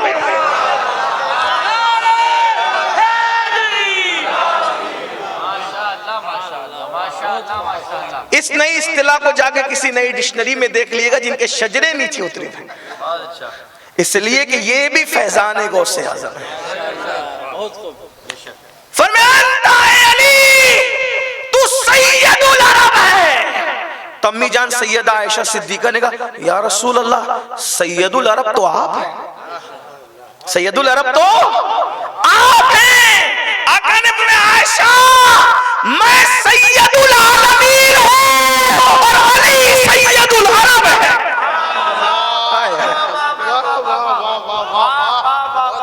یہ شان ہے مولا کائنات، تو سید العرب، اور گویا جس کو نبی نے سید کہا، ہائے ہائے، حضور جس کو سید کہیں، سید الاولیاء بھی ہیں، سید الابرار بھی ہیں، اور ان کو سید الابرار کس نے لکھا ہے بتاؤں؟ میرے امام اہل سنت نے مطلع القمرین میں لکھا کہ علی سید الابرار ہے۔ ابرار یعنی نیک۔ اور ایک بات اور کہہ دوں، مطلع القمرین میں بھی یہ حدیث ہے اور کنز العمال میں بھی ہے۔ جس کو مطلع القمرین سمجھ میں آتی وہاں کی مان لے، جس کو کنز العمال سمجھ میں آتی وہاں کی مان لے، لیکن میں اتنا کہتا ہوں مانے ضرور، مانے ضرور، پھر نہ مانیں گے قیامت میں اگر مان گے یہی مان لو۔ کیا آقا نے فرمایا علی انت قسیم الجنت والنار، علی تو جنت اور جہنم کا بانٹنے والا ہے۔ قیامت میں جنت اور جہنم کون بانٹے گا؟ لوگوں جو شیرنی بانٹتا ہے سب کی توجہ اس کی طرف ہوتی ہے، جو قیامت میں جنت اور جہنم بانٹتا ہے۔ نعرہ رسالت، نعرہ حیدری۔ محفل میں جو شیرنی بانٹے پورا مجمع اسی کی طرف مخاطب ہوتا ہے کہ نہیں ہوتا؟ تو محشر کی در مخاطب کانتا اے علی تو قسیم جنت اور جہنم کا بات۔ ایک بات آپ کو بتا، اربوں خربوں ہوں گے اور ایک علی ہوگا، جنت بھی بانٹیں گے۔ میرے ایک عزیز نے کہا تھا بچنا ہے گر علی سے تو جہنم میں جائیے، میں نے کہا تھا نہیں میں اس سے متفق نہیں ہوں۔ اگر کوئی اتنا بھی پکا پکا پکا پکا ناسبی کتا ہوگا کہا چلو ٹھیک ہے جہنم تو گوارا ہے لیکن علی گوارا نہیں۔ قدرت نے کہا تجھے جہنم کے لیے بھی وہیں جھکنا پڑے گا، اگر ٹھکانا چاہتا ہے تو خالی کے آگے ہاتھ پھیلانا، جہنم میں بھی جانا ہے تو علی سے، جہنم بھی علی سے لے لے۔ کہا تو جنت اور جہنم کا بانٹنے والا۔ بہرحال مولا مشکل، آقا نے فرمایا تو ساقی حوض کوثر ہے۔ یہ بھی مطلع القمرین میں میرے امام نے لکھا، کنز العمال میں بھی موجود۔ ایک اور سن لیجیے حدیث مبارکہ، ہائے ہائے کیا فرمایا ہوتا ہے۔ پل صراط کا انتظام، توجہ ہے آپ، پل صراط جانتے ہیں کہ بال سے زیادہ باریک تلوار سے زیادہ تیز، سب ڈرتے ہیں کہ گزریں گے کیسے۔ میرے آقا فرماتے ہیں سارے پل صراط کے انتظام علی کے ہاتھ میں ہوں، علی جس کو چاہیں گے میرے مولا وہی پل صراط سے گزرے گا۔ اور جس کو نہ چاہیں گے وہ کٹ کٹ کے گرے گا۔ یہ علی ہے جس کی بیوی عورتوں کی سردار، جس کے بچے جنتی جوانوں کے سردار، جس کا بھائی نبیوں کا سردار، جو خود ولیوں کا سردار۔ ساری فضیلتیں مان کر بھی ہم یہی کہتے ہیں، مگر خلافت الگ ترتیب ہے تو فضیلت بھی الگ ترتیب ہے۔ فضائل کا باب الگ ہے، افضلیت کا باب الگ ہے، اور ہم نابالغ محققین کے موقف کے لالچی نہیں ہیں۔ ہمیں موقف وہی پسند ہے جس پر غوث اعظم رہے، جس پر غریب نواز رہے، جس پر مخدوم اشرف جہانگیر سمنانی رہے، جس پر داتا علی حجویری رہے، جس پر حضرت سیدنا محبوب الہی رہے، حضرت بابا قطب الدین بختیار کاکی رہے۔ یاد رکھنا ایمان اور عقیدے کے معاملے میں ہم اوپر والوں کو دیکھتے ہیں، نیچے چھوکروں کو نہیں دیکھتے۔ اچھی لگتی ہے تو اچھی لگے، بری لگی ہے تو ہمیں کوئی کسی سے مطلب نہیں، کیونکہ تقریر ہے، یہ عبادت ہے، تجارت نہیں ہے۔ ہاں تجارت نہیں، کیونکہ تجارت گاہک کی پسند سے کی جاتی ہے، تجارت گاہک کی پسند سے کی جاتی ہے، اور عبادت یار کی پسند کے لیے کی جاتی ہے۔ اس میں پھر آنے والوں کا معاملہ نہیں دیکھا جاتا، یار کی خوشی کا معاملہ دیکھا جاتا۔ ایسا ہی ہے، تو اس لیے یاد رکھنا اپنے بزرگوں کے موقف سے مت ہٹنا۔ آنے والے کتنے بھی بچے آ کر کے اکسائے کہ آج سے یہ بن جاؤ، کام آج سے کیوں بنے؟ 1400 سال سے جو ہیں وہی رہیں گے۔ تیرے غلاموں کا نقش قدم ہے راہ خدا، وہ کیا بہک سکے جو یہ سراغ لے کے چلے۔ تو اگر کوئی کہے نہیں ہم تو فلاں گھرانے سے ہیں، تو ہم کہا ہاں ایک بہت بڑے گھرانے کا چشم و چراغ جو اپنے وقت کا مفتی بھی تھا، محدث بھی تھا، بلکہ صرف محدث نہیں محدث اعظم تھا، وہ ہمیں یہ سبق پڑھا گیا۔ کیا سبق پڑھا گیا؟ کہ مرتبہ حضرت صدیق کا یہ ہے سید، ہر فضیلت کے وہ جامع ہیں نبوت کے سوا۔ بات سمجھ میں آتی ہے تو اس کو خیال رکھ۔ علی پاک کی ہم ہر فضیلت مانتے ہیں، لیکن افضلیت رسول اللہ نے جس کی طرف اشارے دے دیے اور پوری امت کے اولیاء جس کی طرف بڑھے، ہمیں اسی کی طرف رہنا ہے۔ اس کا خیال کرنا۔ یاد رکھنا جب ٹرین کی پٹری، جب ٹرین پٹری بدلتی ہے، پٹری بہت لمبی چوڑی نہیں بدلتی، صرف دونوں ملی ہوئی رہتی ہے، ایک ہلکا سا آدھا انچ ٹرین دوسری طرف، آدھا انچ دوسری طرف جاتی ہے، بس آدھا انچ۔ پہلا قدم آدھا انچ ہوتا ہے اور اس کے بعد پھر اتنا اتنا اتنا مخالف سمت میں چلی جاتی ہے کہ جس پٹری سے نکلی تھی اس سے اس کا تعلق ہی ختم ہو جاتا ہے۔ اس لیے پٹری مت بدلنا، ایک قدم کا ایک انچ بھی، اگر آدھا انچ بھی بال کے برابر بھی مسلک سے ہٹو گے تو پھر ہٹتے ہٹتے ہٹتے ہٹتے وہاں جاؤ گے جہاں پر تمہارا تصور بھی نہ تھا۔ وَلَا تَتَّبِعُوا خُطُوَاتِ الشَّيْطَانِ، شیطان تمہارا کھلا دشمن ہے۔ اس لیے محبت وہیں تک مفید ہے جہاں تک شریعت رہنمائی کرے۔ شریعت کی حد پھلانگو گے۔ عیسائیوں کا کیا قصور تھا؟ عیسائیوں نے تو محبت میں ہی تو بیٹا کہا تھا، جہنمی ہو گئے، کام نہ آیا۔ شریعت توڑ کر محبت کرنا، جب شریعت توڑ کر نبی سے محبت کرنا کام نہ آیا تو شریعت توڑ کر ولی سے محبت کرنا کس کو کام آ سکتا؟ اس لیے ہم کسی کے بھی مرید بعد میں ہیں، ہم سب سے پہلے مرید شریعت مصطفیٰ کے ہیں۔ شریعت جس کی حمایت کرتی ہے ہم وہی ہیں، اس سے آگے پیچھے ہٹنا یہ شیطانی رستہ، اس کا خیال رکھنا۔ ہمیں کوئی اچھا کہے کوئی گالی دے دے، ہمیں اس سے کوئی مطلب نہیں، لیکن جب تک جسم میں جان ہے انشاءاللہ ہم بزرگوں کے بیان کردہ مسلک کا پرچار کرتے رہیں گے۔ یہی اپنے تیرے غلاموں کا نقش قدم راہ خدا، وہ کیا بہک سکے جو یہ سراغ لے کے چلے۔ تو میں عرض کر رہا تھا علی وہ ہیں، لیکن ان لوگوں سے بھی اپنا تعلق مت رکھو جو ذکر علی سننے کے بعد منہ اتار لیتے ہیں، ان سے بھی مت رکھو، جن کو نعرہ حیدری بھی برا لگتا ہے۔ ہاں حالانکہ میرے آقا فرماتے ہیں ذکر علی عبادت ہے، تو جب ذکر علی عبادت ہے تو نعرہ حیدری میں کہا کیا جاتا ہے؟ یا علی ہی تو کہا جاتا ہے، یہ عبادت ہے۔ عبادت سے بھی چڑھتے ہو؟ کس برادری سے تعلق ہو گیا ہے؟ عبادت سے بھی چڑھتے ہو؟ ہاں یا علی ضرور کہنا، مگر صدیق کو سینے میں رکھ کر، یا علی ضرور کہیں گے فاروق اعظم کو سینے میں رکھ کر، یا علی ضرور کہیں گے مگر عثمان غنی کو سینے میں رکھ کر، اور پھر جو مزہ آئے گا تو مزے کو بھی مزہ آئے گا۔ اور علی کہنے میں ہمیں جتنا مزہ آتا ہے کس کو آ سکتا ہے؟ اس لیے کہ کبھی دیوار ہلتی ہے، کبھی در کانپ جاتا ہے، علی کا نام سن کر اب بھی خیبر کا۔ علی یہ مرتضیٰ اتنی مضبوط تلوار پکڑتے تھے کہ کسی جنگ میں تلوار گری ہاتھ سے نہیں۔ توجہ چاہتا ہوں، ذوالفقار بہت وزنی تھی، کبھی ہاتھ سے گری نہیں، کبھی ہاتھ سے ایک دن گر گئی، ہائے ہائے اللہ اکبر، ایک دن گر گئی۔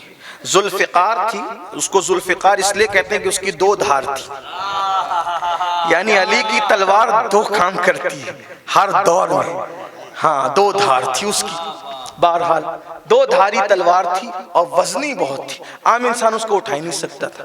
ایک دن گر گئی، گری تو علی غصے میں آ گئے، اس لیے کہ کوئی یہ نہ سمجھے کہ علی جیتتے ہیں تلوار سے، اس لیے کہ سارا کریڈٹ جیتنے والے کو ہتھیار کا دیا جاتا ہے۔ آج بھی دنیا کے اندر فلاں کے پاس یہ ہے، فلاں کے پاس اس لیے وہ جیت رہا ہے، وہ ہار رہا ہے، لیکن علی یا مرتضیٰ کی تلوار گر گئی، گری تو علی نے اٹھایا نہیں، یعنی بتا رہے ہیں کہ میں ہتھیار کا محتاج نہیں۔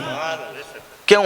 وہ تھے بہت بہادر، اتنے بہادر تھے کہ ان کے بازو بڑے موٹے موٹے تھے اور سینہ ان کا بہت چوڑا تھا، اور جس کے بازو موٹے ہوتے ہیں نا تو اس کے کندھے سخت ہوتے ہیں، لیکن اس کے برعکس مولا علی کے بازو بڑے موٹے تھے، کندھے بھی چوڑے تھے، لیکن اتنے نرم تھے کہ ایسا لگتا تھا جیسے ریشم۔ اور یہ شیروں میں بھی نہیں ہوتا، شیروں میں اس شیر کو یہ دیا جاتا ہے جو بہت زیادہ بہادر ہوتا ہے۔ جس کو اس کی تحقیق کرنا ہے وہ انٹرنیٹ پہ جا کر شیروں کی کوالٹی اور ان کی برادری اور نسلیں پڑھے تو اس کو پتا چلے گا جو سب سے بہادر شیر ہوتا ہے۔ شیروں میں بھی سب کو نہیں، کوئی چھوڑنے والی بات نہیں ہے، انٹرنیٹ کی دنیا موجود ہے، جا کر گوگل پہ سرچ کرو، بیٹھے بیٹھے کرو تو پتا چلے گا کہ ایک ہی نسل کا وہ جو شیر ہوتا ہے سب سے اعلیٰ اور بڑا بہادر ہوتا ہے، جنگل میں ایک ہی وہ ہوتا ہے، اور وہ بہت مضبوط اس کے بازو، وہ جب پکڑتا ہے شکار کو چھوڑتا نہیں، اور لیکن بہت نرم ہوتے ہیں۔ تو مولا پاک کے دیکھنا کبھی بھی جو نوجوان لڑکے جم کرتے ہیں نا، بازو موٹے ہوں گے، کندھے خود بخود سخت ہوں گے، دیکھ لیجئے گا۔ اور میں تو جوانوں کو کہتا ہوں کہ جم کیا کرو، اس لیے کہ موٹے بازوؤں کا ہونا یہ حیدری بازوؤں کی یادگار ہے۔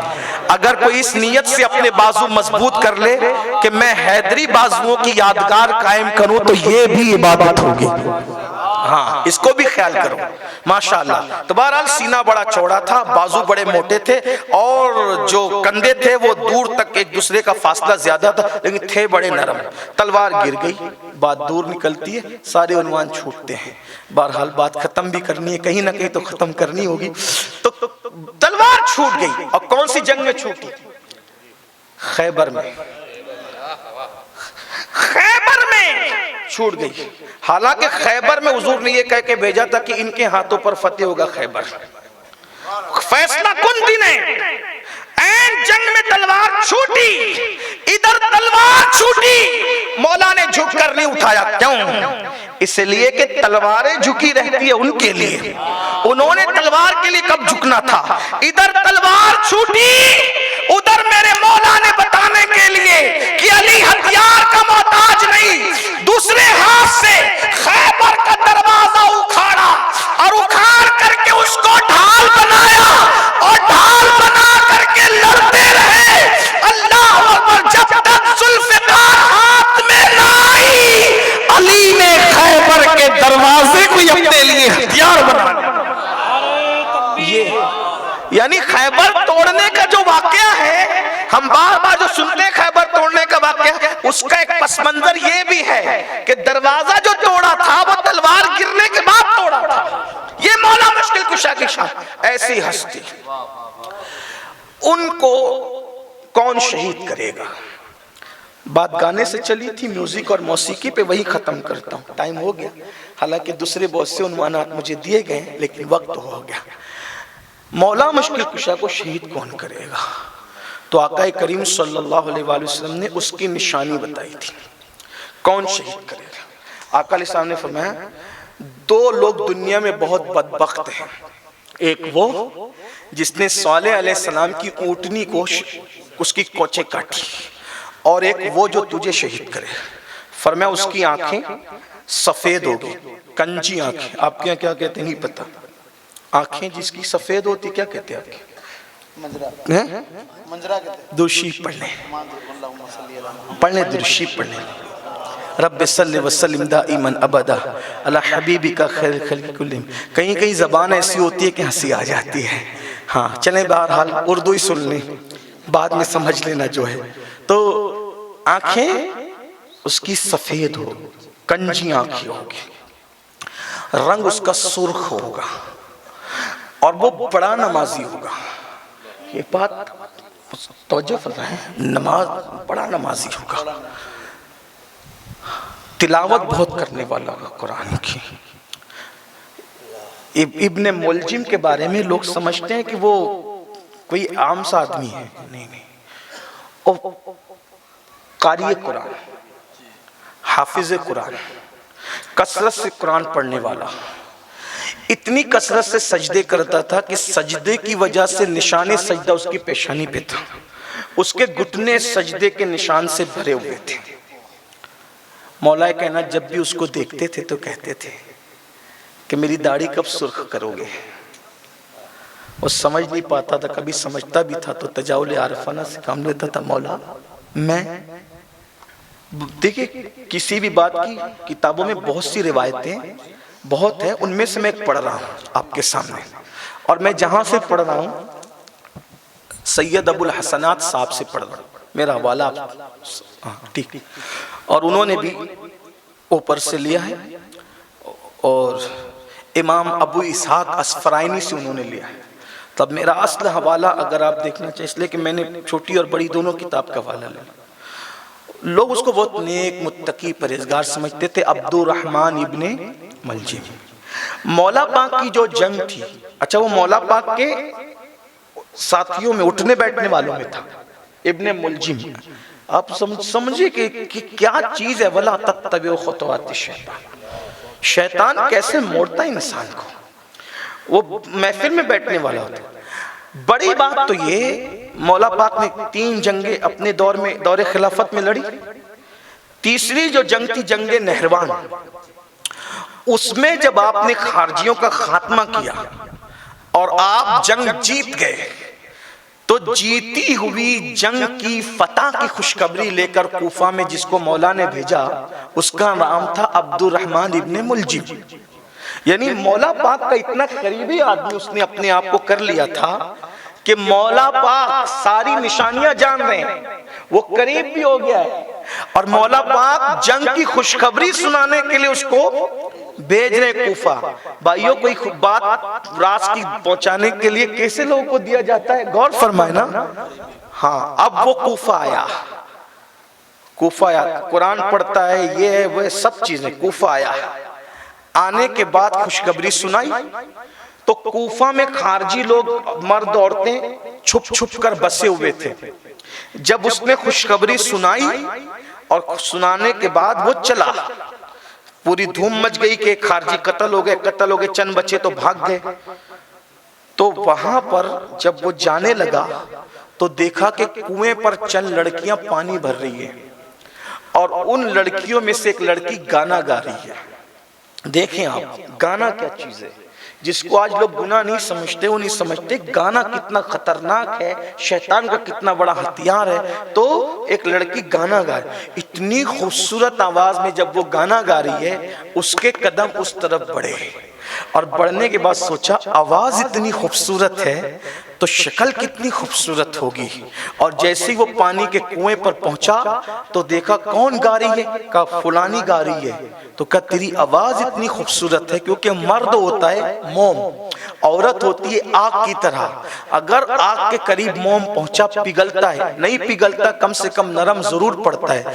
ایسا پرہیزگار متقی، میں اس کو نہیں مانتا پرہیزگار متقی، لیکن چونکہ اس کا تعارف آیا ہے کتابوں میں، ورنہ خدا کی عزت کی قسم وہ اس کو جوتیوں پر نہیں گنتا ہوں، جو علی کا قاتل ہو میں اس کو قتل سے پہلے بھی کسی قابل نہیں سمجھتا، اور قتل کے بعد تو وہ کسی قابل ہے بھی نہیں، لیکن صرف لوگوں کو سمجھانے کے لیے کہ دیکھو اللہ کے بندو اندازہ کرو شیطان کے حربے کتنے خطرناک ہے۔ تو کہا تو اتنی خوبصورت ہے، تو تیری آواز اتنی خوبصورت ہے، تو تو کتنی خوبصورت ہوگی، کیا گانا گا رہی ہے، اور کیا گانا ہے۔ اس کا دل اس نے اچک لیا اور اس نے پہلی بات میں آفر کر دی، اے لڑکی کیا تم مجھ سے شادی کرے گی؟ اس لیے کہ بظاہر نیک نظر، جیسے شیطان بظاہر فرشتوں میں تھا، تو اگر میں کہوں کہ شیطان فرشتوں کی صف میں تھا تو یہ نہیں کہ میں اس کی تعریف کر رہا ہوں، ایسا نہیں، ورنہ لوگ کلپ کاٹ کر کے چلا دیں گے، دیکھو اب تو یہ تو ابن ملجم کی بھی تعریف کر لیں گے، لا حول ولا قوت الا، لعنت ہو ان پہ جو ابن ملجم کی تعریف۔ آج تک یزید کے بارے میں کچھ اچھے جملے کہنے کا کبھی تصور نہیں آیا، وہ تو بہرحال بیٹے کا قاتل ہے، ہم تو اس کا نام آنے پر ہمارا خون جوش کھاتا ہے کہ اس کو کیا کہیں۔ تو یہاں تو بابا کا قاتل ہے، لیکن سمجھانے کے لیے اللہ کے بندو ذرا غور کرو، جب اس نے کہا نا مجھ سے شادی کرے گی، وہ تھی خارجی فرقے سے اس کا تعلق تھا، اور مولا علی کی کٹر دشمنی رہتی تھی کوفہ میں۔ اس نے کہا کروں گی تو صحیح، ہوں بہت خوبصورت، یہ دیکھ چہرے سے کپڑا ہٹایا تو ڈھیر ہو گیا، حسن کے سامنے ڈھیر ہو گیا۔ کہا کہ کروں گی تو صحیح شادی، لیکن مہر اتنا مہنگا ہے تو دے نہیں پائے گا، میرا مہر اتنا مہنگا ہے تو دے نہیں پائے گا۔ یہ اس کو کہتے ہیں تیخ میں لانا، جذبات میں لانا۔ اس نے فٹ کہا، کوئی کمی نہیں تھی، کہا اللہ کی قسم جو کہے گی مہر دے دیں گے۔ کہا پھر ٹھیک ہے، علی کا سر چاہیے۔ توجہ ہے آپ کی، گانا اور حسن کہاں تک لے جا، موسیقی میوزک اور حسن کہاں تک لے جا رہا ہے۔ جو آیا تھا کوفہ میں خوشخبری سنانے کے لیے، اور بھی بہت سے پس منظر بیک گراؤنڈ اور تاریخی روایات ہیں، لیکن عنوان کی مناسبت سے علی کا سر چاہیے۔ ظالم نے آؤ دیکھا نہ تاؤ دیکھا، کہتے ہیں تدبیروں پر تقدیر غالب آتی ہے۔ ہائے میرے آقا علیہ السلام فرماتے ہیں ایک بندہ ہے جو اللہ کے نزدیک جنتی لکھا ہوتا ہے، اللہ کے نزدیک جنتی لکھا ہوتا ہے، حالانکہ وہ پیدا ہو کر جہنمیوں والے کام کرتا ہے، جہنمی والے جہنمی والے جہنمی والے، حتیٰ کہ اس کے اور جہنم کے درمیان صرف ایک قدم کا فاصلہ رہ جاتا ہے، صرف ایک قدم کا فاصلہ رہ جاتا ہے۔ اللہ کے رسول علیہ السلام فرماتے ہیں پیدا ہوا تھا اللہ کے یہاں جنتی لکھا کر، اور جہنمی والے کام کرتا ہے، اس کے اور جہنم کے درمیان ایک قدم کا فاصلہ رہ جاتا ہے، لیکن تدبیروں پر تقدیر غالب آتی ہے، اور ایک قدم کے فاصلے پر ہی اس کی زندگی بدل جاتی ہے، اور پھر وہ جنتی والا کام کرتے مرتا جنت میں چلا جاتا ہے، اور ایک بندہ جہنمی لکھا ہوتا ہے، اور وہ پیدا ہوتے ہی شعور کو پہنچتا ہے تو جنتی والے کام جنتی والے کام حتیٰ کہ اس کے اور جنت کے درمیان ایک ہی قدم کا فاصلہ رہ جاتا ہے، حالانکہ تقدیر غالب آتی ہے، اور پھر ایک ہی قدم فاصلہ بچتا ہے اور انسان اچانک پلٹتا ہے، اچانک، اور وہ جہنم میں چلا جاتا ہے۔ اس کا مطلب یہ ہے جب تک ایمان پر خاتمہ نہ ہو جائے اس وقت تک بے فکر ہونے کی ضرورت نہیں ہے۔ لوگ کتب کہیں، ابدال کہیں، ولی کہیں، یہ کہیں، وہ کہیں، فریب میں مت آنا۔ جب غوث پاک دعا کرتے تھے عبد القادر کا خاتمہ ایمان پہ فرما، ہم کون ہیں؟ کیسے کیسے لوگ بدلے اللہ کے بندوں، اس لیے اللہ سے ہمیشہ ڈرتے رہنا۔ ابن ملجم مولا مشکل کشا کے ساتھ اٹھنے بیٹھنے والا، اور اس نے کہا جب ظالمہ نے کہا کہ علی کا سر چاہیے، اس نے کہا لاؤں گا۔ دل بدل گیا، اچانک دل بدلا، بلکہ یہی جو جیسے شیطان اوپن ہو گیا آدم علیہ السلام کو سجدہ کرنے کے معاملے میں، لیکن وہی گندگی تھی وہ اوپن ہو گئی۔ اس نے کیا کیا؟ پھر تلوار خنجر کو زہر میں بجھایا، تلوار زہر میں بجھائی، اور مولا مشکل کشا کرم اللہ تعالی وجہہ الکریم اللہ اکبر کو شہید کرنے کے لیے، اس کو بھی یقین تھا علی کو گھر میں نہیں مار سکتا، علی کو بازار میں نہیں مار سکتا، علی کو بیٹھے ہوئے بھی نہیں مار سکتا، علی کو لیٹے ہوئے بھی نہیں مار سکتا، علی کو سوتے ہوئے بھی نہیں مار سکتا، چہرے پہ اتنی ہیبت تھی کہ کسی کے ہاتھ نہیں اٹھتے تھے علی پر. کتنا ہوشیار تھا وہ. چنا کون سی جگہ؟ جہاں علی مکمل سرنڈر ہوں گے، جہاں علی کو اپنا ہوش نہیں ہوگا، جہاں علی کو خود کا ہوش نہیں ہوگا، جہاں علی کہیں اور گم ہوں گے، وہاں مارنا آسان ہوگا. ورنہ اگر علی اپنے آپ میں ہوں تو پھر علی کو مارا نہیں جا سکتا، شہید نہیں کیا جا سکتا. اور وہ مسجد میں چھپ کر بیٹھ گئے. ایک بات اور عرض کروں، یعنی کہ ظالم کو کتنا یقین تھا.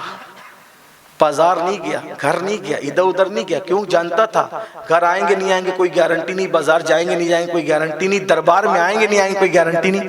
لیکن علی مسجد میں ضرور تشریف لائے. مسجد گیا. یہ مسجد سے محبت تھی میرے مولا کی. اور اس کے بعد جب اس نے مارا ہے حالت نماز میں، تو روایتوں میں آتا ہے کہ سر کٹتے ہوئے وہ خنجر یا تلوار مولا علی کے حلق تک پہنچ، کٹتے ہوئے. غور فرمائیں، غور فرمائیں. اور جب یہاں تک پہنچا تو مولا زمین پر آئے. آپ کو اٹھا کے گھر لے گئے تو کہا بہت پیاس لگی. شربت پسند تھا، شربت دیا گیا. جیسی منہ کے قریب کیا پکڑا گیا تھا، وہ پکڑ لیا گیا تھا. کہا علی مارنے والے کو بہت محنت کرنی پڑتی ہے، آپ کو اتنی لگی تو مجھے کتنی لگی ہوگی. آپ نے اپنا کٹورا بھی اس کو دے دیا. فرمایا لے، اگر تجھے مجھ سے زیادہ پیاس لگی تو تو پی لے، چل جا تو پی لے. یہ علی مرتضیٰ ہے، قاتل کو اپنے منہ کا کٹورا اٹھا کر کے دے رہے کہ تو پی لے. اس نے نہیں پیا، میں نے نہیں پینا. مسکرا کے کہتے ہیں اللہ کو کیا منظور ہے، اگر میرے ہاتھ کا دیا ہوا پیالہ پی لیتا تو میں قیامت کے دن تجھے حوض کوثر بھی پلاتا. لیکن چونکہ تیری قسمت میں نہیں ہے ظالم.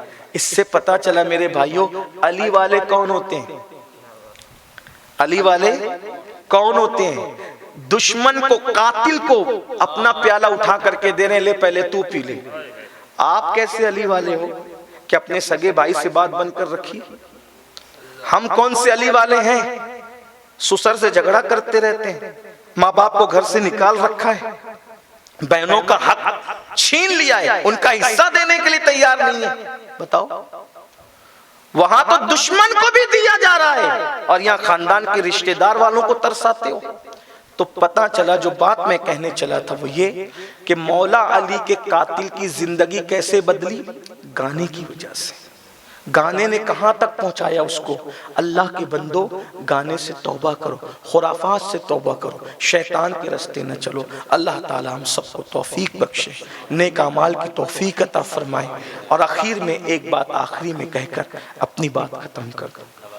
آخری بات دیکھو، جو علماء آتے ہیں، سادات، پیران نظام، مشائخ، مقررین آتے ہیں، آپ کو کیا کہتے ہیں؟ نماز پڑھو، روزے رکھو، درود پڑھو، استغفار کرو، عبادت کرو، یہی سب کہتے ہیں.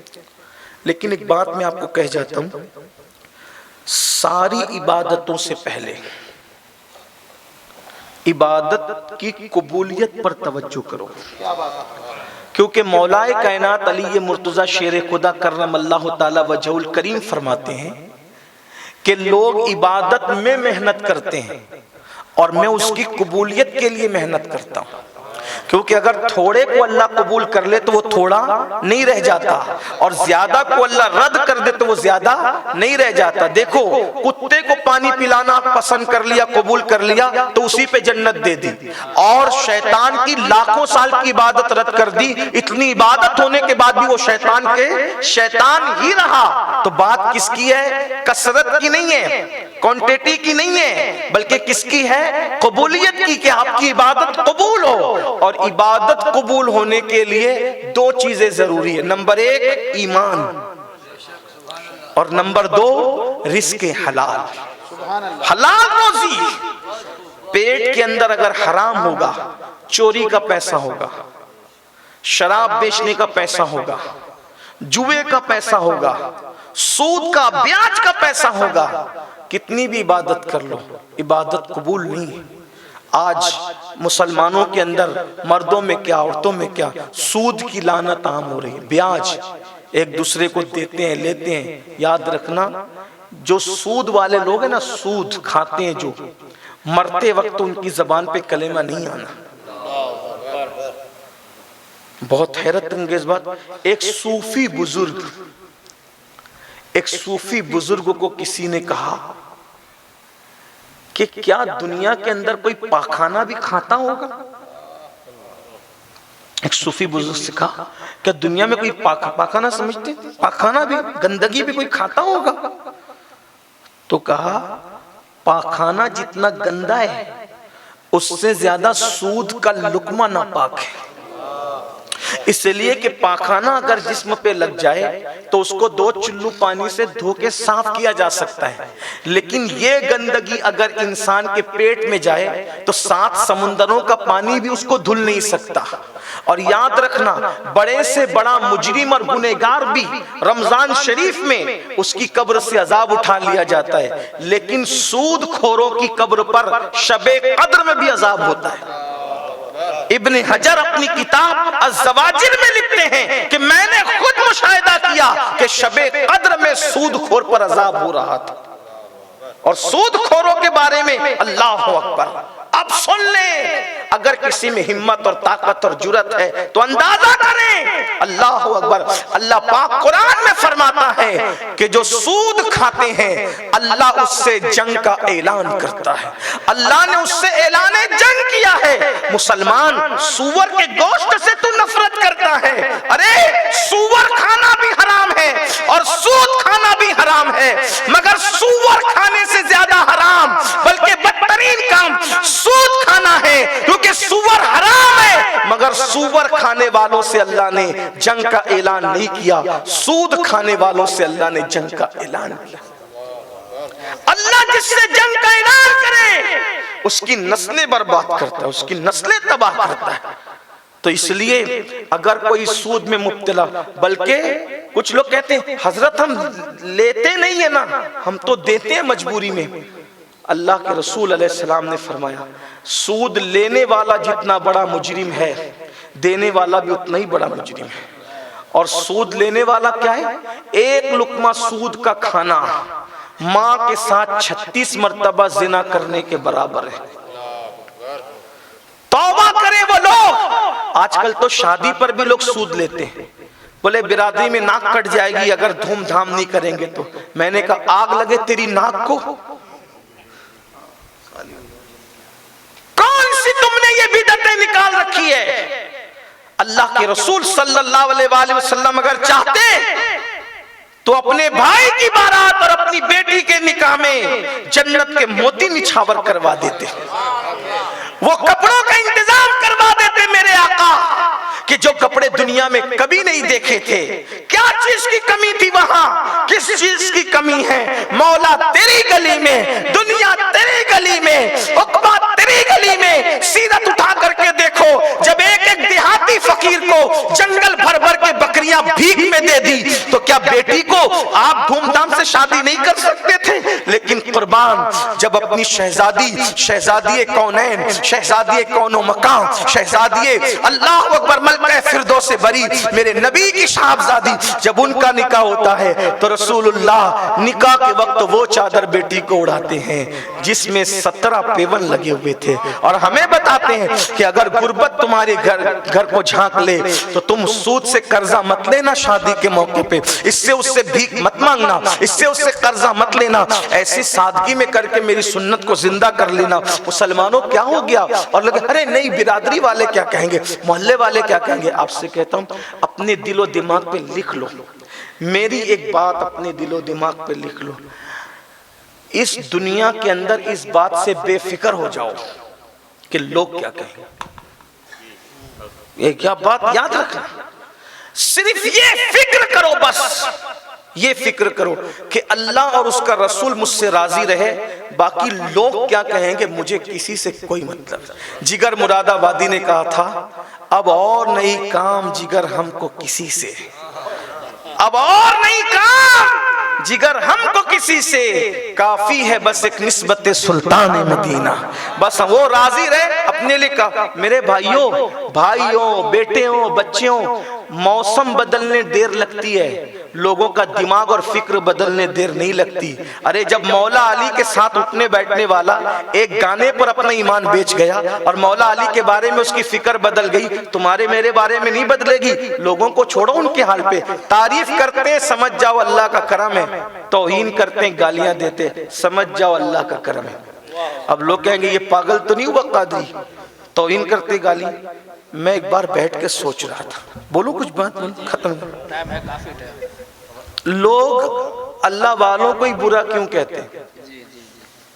بڑے بڑے خائن صاحب فلموں کی دنیا میں کام کر رہے ہیں، ان لوگوں کے پیچھے کوئی پڑا رہتا ہے؟ بولیں، بلکہ چپ کے حجرے میں بیٹھ کر کے سب دیکھتے بھی رہتے اللہ ماشاءاللہ ان لوگوں کو۔ ایسے کچھ لوگ ہیں اور سب دیکھتے رہتے ہیں، وہ تانے بانے چلتے رہتے ہیں، ان کے پیچھے کوئی نہیں پڑا۔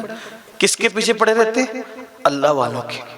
میں ایک دن بیٹھا سوچتا ہے اللہ یہ تیرے بندوں کے پیچھے لوگ کیوں پڑے رہتے ہیں، تیرے بندوں کے پیچھے لوگ کیوں پڑے رہتے ہیں۔ میں ہنسنے لگا، اچانک بیٹھے بیٹھے مجھے ہنسی آ گئی۔ کیوں ہنسی آئی پتہ ہے؟ اس لیے کہ میرے دل میں بات آئی، ارے نادان، اگر لوگ مخالفت نہ کریں اور سر پہ اٹھائیں تو کیا ہوگا پتہ ہے؟ آدمی پبلک میں اتنا بیزی ہو جائے گا کہ اللہ کو بھول جائے گا، اللہ کو یاد ہی نہیں کرے گا اللہ کو۔ تو اللہ چاہتا ہے تو میرا ہے نا، تو میرا ہی بن کے رہے۔ تو اس کے لیے وہ کرتا کیا ہے؟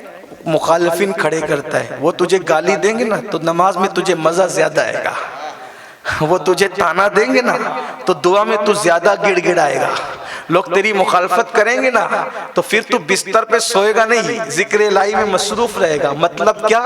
یہ بھی اس کا کرم ہے کہ اپنا بنانے کے لیے دوسرے سے توڑواتا ہے۔ اب بات سمجھ میں آئی؟ ارے تمہارا دوست، اب سننے مزہ آئے گا، تمہارا دوست تمہیں چھوڑ کر تمہارے دشمن کے ساتھ پھرے اور تم کہو گے نا اچھا ایسا غدار ہو گیا، چل نا یار میرے پاس آ، میرے پاس آ، پھر اس کے بعد وہ نہیں آئے گا اس لیے کہ بچکانی حرکت کرے گا، چھوڑ یار تیرے پاس کیا ہے۔ تو کیا کرے گا آدمی؟ کوشش کیا، اللہ کے لیے نہیں کہہ رہا ہوں، ملانے کے لیے نہیں، میرے اللہ کی ذات ہر تمثیل سے مثال سے پاک ہے، لیکن پھر کیا کرے گا؟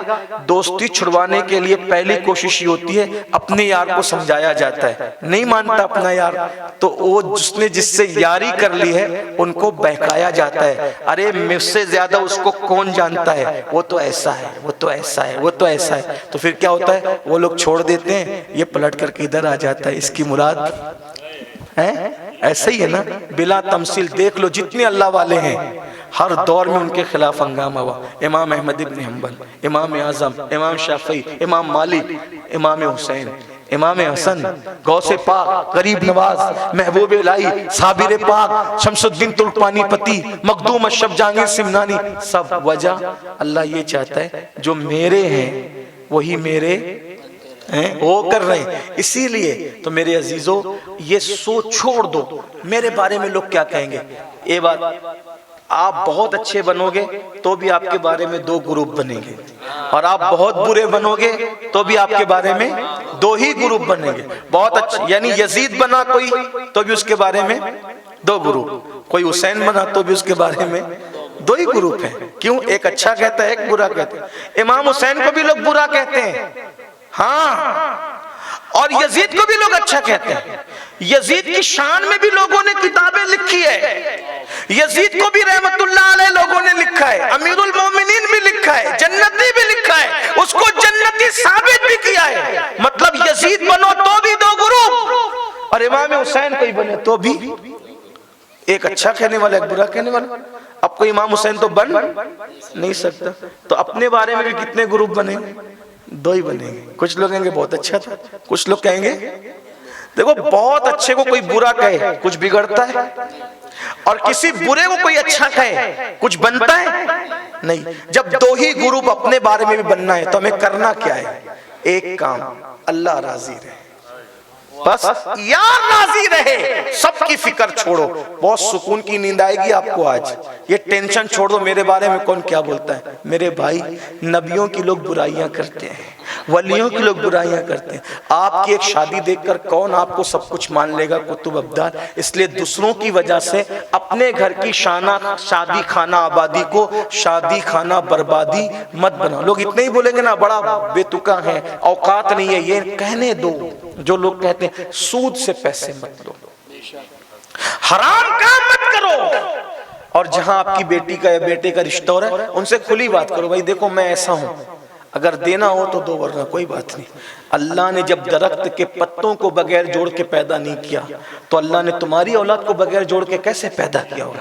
اور جو اللہ پہ بھروسہ کرتا ہے اللہ اس کو مدد کرتا ہے، اللہ اس کی امداد کرتا ہے۔ اس لیے جھوٹی شان دکھانے کی بجائے اپنی پیورٹی پر رہو، سچائی کبھی نہیں چھپتی، اور ملمہ کاری یعنی جھوٹی شان ہمیشہ نہیں رہتی، کاغذ کے پھولوں سے کبھی خوشبو نہیں آ سکتی۔ اوریجنل ہے، اصلیت اصلیت ہے، سچائی سچائی ہے۔ اس لیے جھوٹی شان کے چکر میں اپنے اللہ کو ناراض نہ کرو۔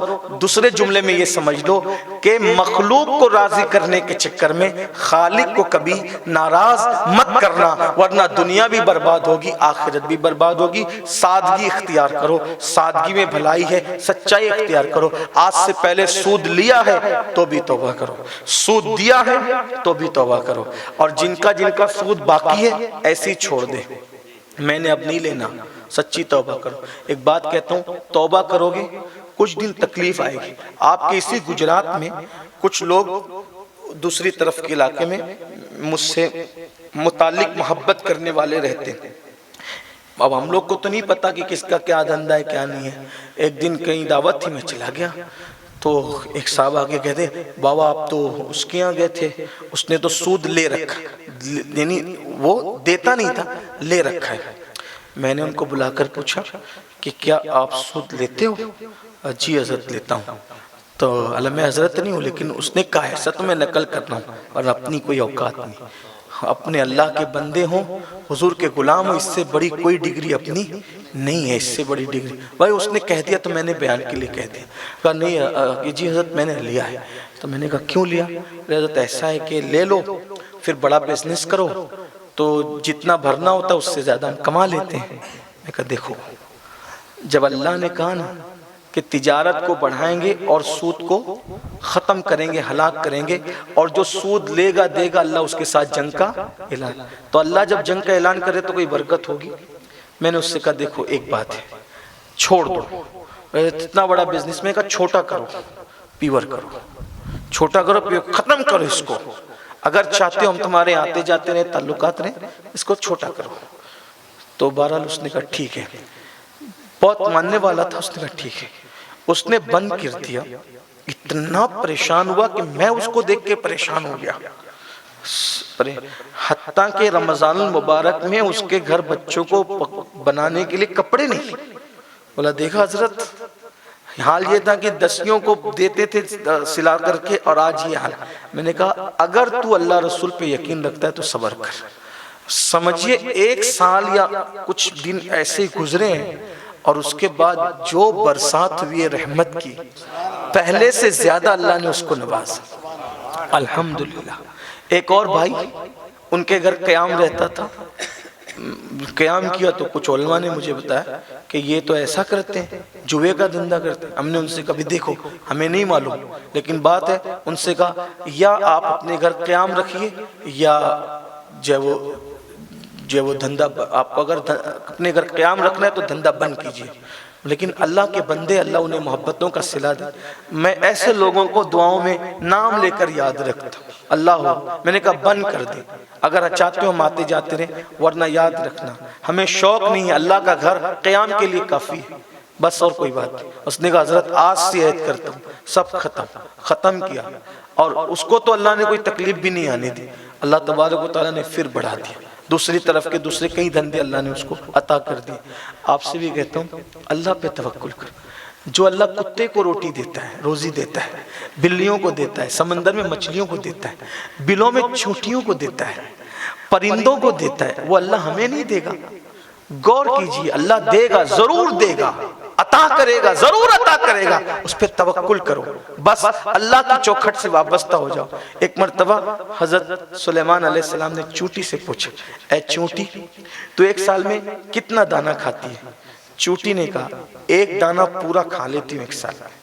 حضرت سلیمان علیہ السلام نے تجربہ کرنے کے لیے اس چونٹی کو اٹھایا، بوتل میں بند کر دیا، ایک دانہ ڈال دیا، سال بھر کے بعد دیکھا تو آدھا دانہ تھا، آدھا ختم تھا۔